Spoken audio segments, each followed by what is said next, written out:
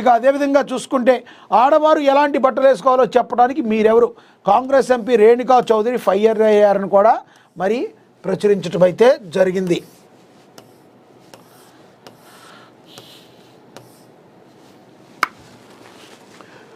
ఆడవారు ఎలాంటి బట్టలు వేసుకోవాలో చెప్పడానికి మీరెవరు, ఆడవారి హక్కులపై సోషల్ మీడియాలో దాడి జరిగితే సహించేది లేదు, అన్ని రంగాల్లో మహిళలకు సమాన హక్కులు కల్పించాల్సిందే, ఇష్టం వచ్చినట్టు తప్పుడు రాతలు రాస్తే బాగుండదు, ఆడవారి హక్కులకు భంగం కలిగించాలని చూస్తే ఎవరిని వదిలిపెట్టేది లేదంటూ కాంగ్రెస్ పార్టీకి చెందిన రాజ్యసభ సభ్యురాలు రేణుకా చౌదరి హెచ్చరించారు.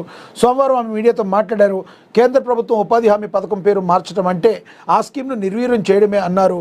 బీజేపీ కేంద్ర ప్రభుత్వం ప్రజల మనోభావాలతో ఆడుకుంటుందని, అభివృద్ధి చేయడం పక్కన పెట్టేసి సెంటిమెంట్ రాజకీయాలు చేస్తున్నారని రేణుకా చౌదరి అయితే ఫైర్ అయినట్టుగా కూడా మనకి దీనిలో ప్రచురించారు. ఆడపిల్లలకి ఎవరి బట్టలు వేసుకోవాలో వాళ్ళకి హక్కు ఉంటుంది, మీరెవరు మరి పిచ్చిగా మీరు కన్నా పిచ్చి రాతలు రాస్తే బాగోదు అని చెప్పి ఒక రకంగా మరి కొంత మీడియా కూడా ఆవిడ సున్నితంగా హెచ్చరించిన పరిస్థితి. మీరేమనుకుంటున్నారు? రేణుకా చౌదరి మాట్లాడిన మాటల్ని ఏ రకంగా తీసుకుంటారు మీరు కమెంట్ బాక్స్ రూపంలో కమెంట్ అయితే చేయండి. ఇక మనకి తెలుసు కీరవాణికి అరుదైన గౌరవం, సంగీత దిగ్గజానికి మహత్తర అవకాశం అయితే వచ్చింది అని కూడా ప్రచురించారు.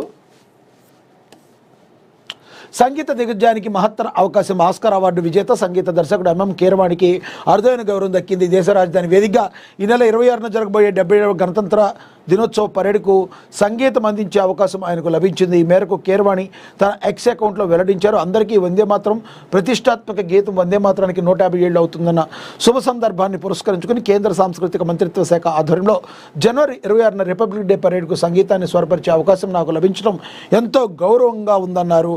ఈ మహత్తర కార్యక్రమం దేశవ్యాప్తంగా 2500 మంది కళాకారులు పాల్గొంటారు.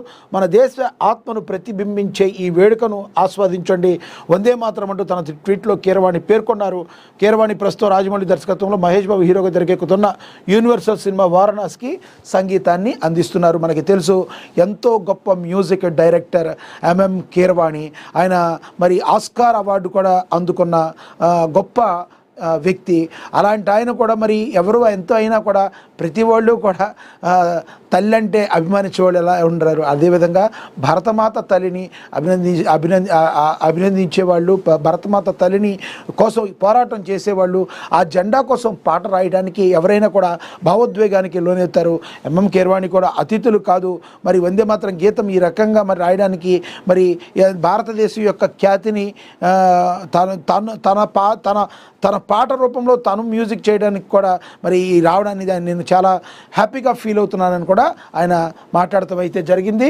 రానున్న రోజుల్లో మహేష్ బాబు సినిమాకి మరి ఇప్పుడు రాజమౌళి మహేష్ బాబు వారణాసి మూవీకి ఆయన మ్యూజిక్ వర్క్ చేయడం జరుగుతుంది. ఇక జనవరి 26న ప్రతిష్టాత్మకంగా తీసుకోబోయే గీతం వందే మాత్రానికి 150 ఏళ్ళు అవుతున్న సొంత సందర్భాన్ని కేంద్ర సాంస్కృతిక మంత్రిత్వ శాఖ ఆధ్వర్యంలో జనవరి 26న రిపబ్లిక్ డే పరేడ్కు సంగీతాన్ని స్వరపరిచే అవకాశం లభించడం ఆయన ఎంతో గర్వంగా ఉందని చెప్పి కూడా మరి ఎంఎం కీరవాణి చెప్పడం అయితే జరిగింది.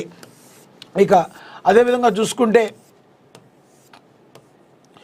ఒక కుక్క కరిస్తే 100 కుక్కల్ని చంపుతారా? నటి సామాజిక కార్యకర్త రేణుదేశాయ్ ఫైర్ అయ్యారు.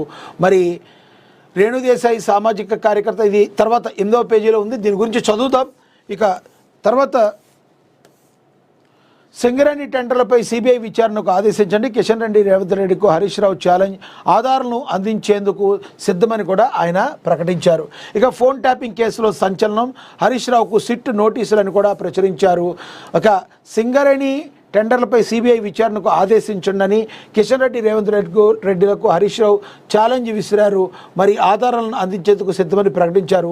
నైనీ కోల్ బ్లాక్ విషయంలో వాటాల పంచాయతీ తేలక రోడ్డు మీద పడ్డారంటూ తెలంగాణ మాజీ మంత్రి హరీష్ రావు సంచలన వ్యాఖ్యలు అయితే చేశారు. సీఎం రేవంత్ రెడ్డి బంధువు కనుక నిరసనల్లోనే ప్రాజెక్టులో టెండర్లు ఖరారు చేస్తున్నారని ఆరోపణలు గుప్పించారు. నిజాయితీ దమ్ముంటే సిబిఐ విచారణకు ఆదేశించాలని సీఎం రేవంత్ రెడ్డిని కేంద్ర మంత్రి కిషన్ రెడ్డిని ఛాలెంజ్ చేశారు. అన్ని సాక్ష్యాలను సిబిఐకి అందించేందుకు తాము సిద్ధంగా ఉన్నామని హరీష్ రావు అన్నారు. రాష్ట్ర వ్యాప్తంగా సంచలనంగా మారిన నైనీ కోల్ బ్లాక్ టెండర్ల వివాదంపై తెలంగాణ భవన్లో మీడియాతో మాట్లాడిన హరీష్ రావు అటు కేంద్రానికి ఇటు రాష్ట్ర ప్రభుత్వానికి మధ్య చీకటి ఒప్పందం లేకపోతే సిబిఐ విచారణకు ఆదేశించాలని డిమాండ్ చేశారు. ఇప్పుడు కిషన్ రెడ్డికి, బీజేపీకి, అదేవిధంగా కాంగ్రెస్కి కూడా చీకటి ఒప్పందం ఉందని హరీష్ రావు గారు అయితే చెప్తున్నారు. మీరేమనుకుంటున్నారు? హరీష్ రావు గారు మాట్లాడే మాటల్లో వాస్తవం ఉందంటారా? అసలు ఎవరికి చీకటి ఒప్పందం ఉందంటే మీరు ఏమంటారు? నిజంగా మరి బీజేపీకి బీఆర్ఎస్కి ఇచ్చేకట్టు ఒప్పందం ఉందా అని కొంతమంది మాట్లాడుకునే మాట. మరి కాంగ్రెస్కిను అదేవిధంగా బీజేపీకి చేపకట్టు ఒప్పందం అని మరి మాట్లాడుతున్న మాటల్లో వాస్తవం ఉందంటారా? మీరేమనుకుంటున్నారో కింద కమెంట్ బాక్స్ రూపంలో కమెంట్ అయితే చేయండి. ఇక కల్వకుంట్ల కవిత కోసం రంగంలోకి ప్రశాంత్ కిషోర్. రాజకీయ వ్యూహకర్తతో కవిత వరుస భేటీలు. కొత్త పార్టీ ప్రారంభానికి ముందు కీలక పరిణామాలు. బీఆర్ఎస్ నుంచి బయటకు వచ్చిన కల్వకుంట్ల కవిత కొత్త పార్టీ ఏర్పాటు వైపు అడుగులు వేస్తున్నారు. ఆ దిశగా ప్రయత్నాలు ముమ్మరం చేశారు. కవిత కొత్త పార్టీ కోసం రాజకీయ వ్యూహకర్త ప్రశాంత్ కిషోర్ రంగంలోకి దిగినట్లుగా సమాచారం. తెలంగాణ అస్తిత్వాన్ని కాపాడే రాజకీయ పార్టీ అవసరం ఉందని ఇటీవల చెప్పిన కల్వకుంట్ల కవిత తెలంగాణ జాగృతి రాజకీయ పార్టీగా ఎదుగుతుందని స్పష్టం చేశారు. 2029లో ఎన్నికల్లో తెలంగాణ ప్రజల తరపున పోటీ చేస్తామన్నారు. అందులో భాగంగానే పార్టీని ప్రజల్లోకి తీసుకెళ్లే వ్యూహాలకు పదును పెట్టేందుకు ఎన్నికల వ్యూహకర్త ప్రశాంత్ కిషోర్ని ఆవిడ వరుస సమావేశాలతో ఆయన కలుస్తున్నారు.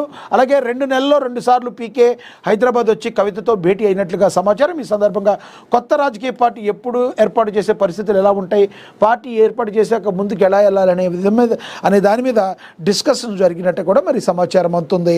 ఏదైనా మనకి ప్రశాంత్ కిషోర్ గురించి తెలుసు. ఒక రాజకీయ వ్యూహకర్తగా తన సక్సెస్ రేట్ ఏ విధంగా ఉంటుందో తెలుసు. అంతకుముందు గతంలో కూడా మరి అక్కడ జగన్మోహన్ రెడ్డి ఈసారి ఓడిపోబోతున్నాడని కూడా చెప్పింది ఆయనే. గతంలో జగన్కు 150 వస్తున్నప్పుడు చెప్పినది కూడా ఆయనే. ప్రశాంత్ కిషోర్కి తనకంటూ ఒక మార్క్ ఉంది. మరి ప్రశాంత్ కిషోర్ లాంటి వ్యూహకర్తతో పనిచేయాలని కవిత అనుకోవటం ఒక రకంగా మరి ఆమె ఎటువంటి పరిస్థితుల్లో విజయాన్ని సాధించాలి, ముందుకు తీసుకెళ్ళాలి అన్న పార్టీ ముందుకు తీసుకెళ్లాలన్న తపన ఏ విధంగా ఉందో మనమైతే అర్థం చేసుకోవచ్చు.